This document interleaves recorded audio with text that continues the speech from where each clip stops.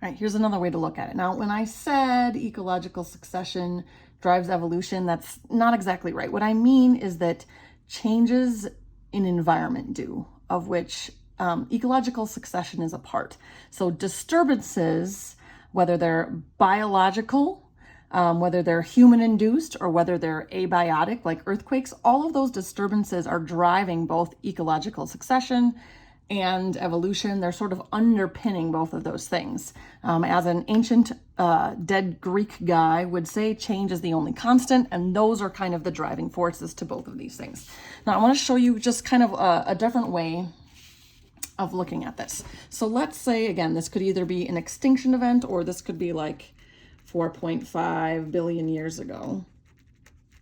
When the Earth was just sort of cooking and formed and everything had smashed together.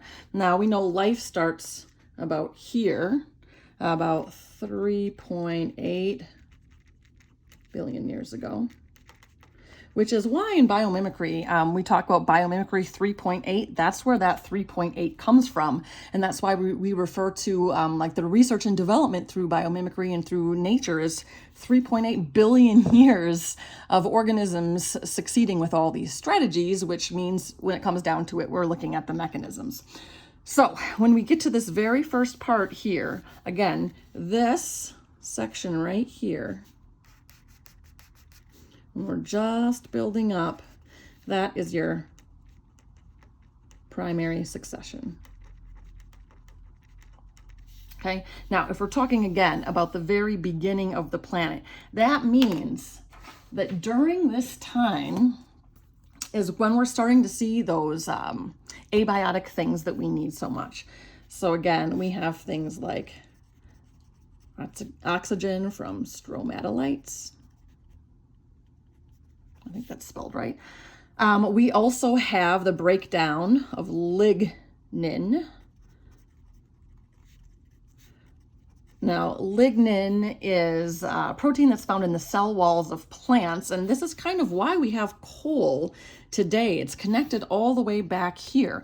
So ages and ages and ages ago, when our trees and things fell down in the swamps and they got covered, there was no decomposition because fungi hadn't been able to break lignin down yet. So our whole story of coal and climate change and sustainability really comes from all the way back here. This buried stuff over time and pressure and whatever became those fossil fuels that we use today, and it was all thanks to the inability to break up lignin. Now, eventually we have a ligase, which is a enzyme found in various fungi. Let's pretend that looks like a mushroom. And then that's able to break those things down, which is why it's, not a resource that we can continue using. All of those things then lead to the creation of thick, rich, beautiful soil that everything else depends on. Now, as that happens, then again here, once we have all of those things, then again, that's my secondary succession there. And then this line up here, this is like the length of time that I have a stable climax community.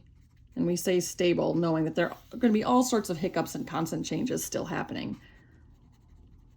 Again, that's the climax community, which has the most diversity, the most little niches that different organisms can fit in.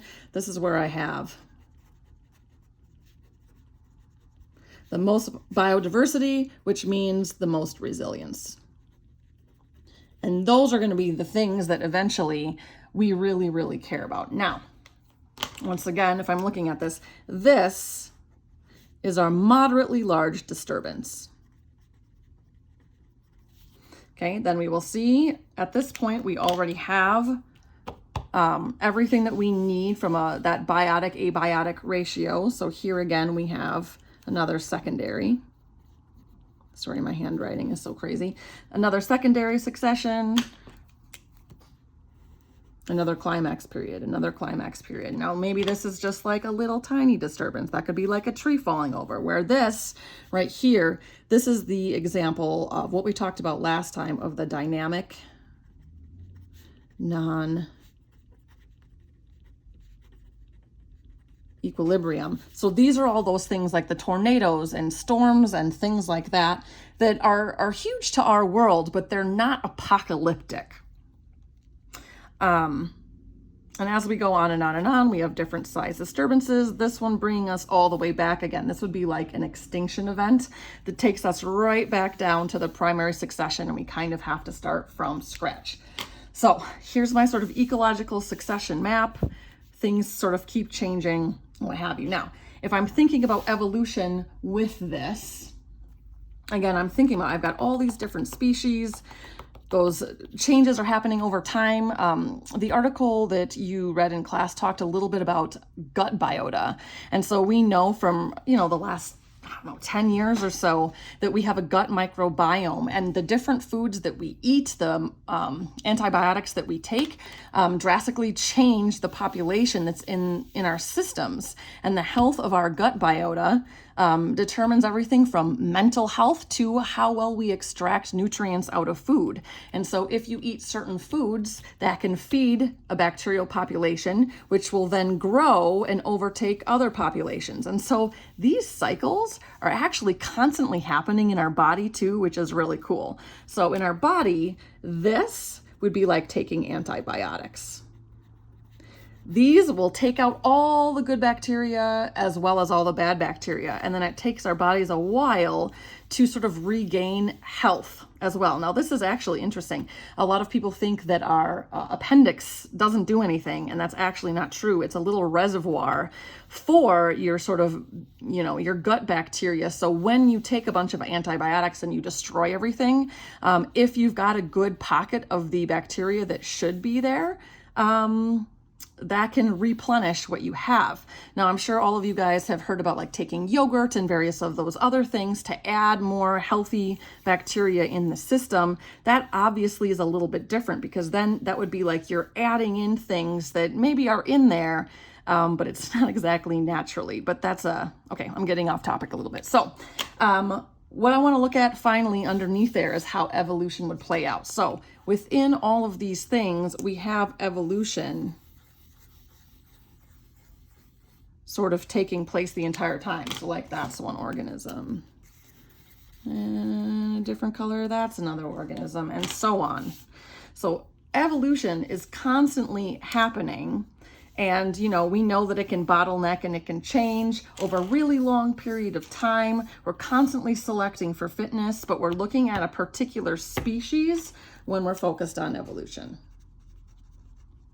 And again, those disturbances, as well as the abiotic and the biotic components all together, are going to create some of the adaptations that we see through natural selection. Now, obviously, I'm not even getting into epigenetics, which is super cool. And if you want to take a minute, there's some really awesome TED Talks on this. Epigenetics is basically when you're exhibiting physical traits that can alter the genetic traits, but they do that phenotypically. It's not something that's coded in the DNA. So again, environmental pressures are causing both of these things. We've got different sizes of disturbances, potential extinction events, and evolution is happening simultaneously over a really long period of time. So you may be asking yourself now, okay, well, what does this have to do with cities, with any of this?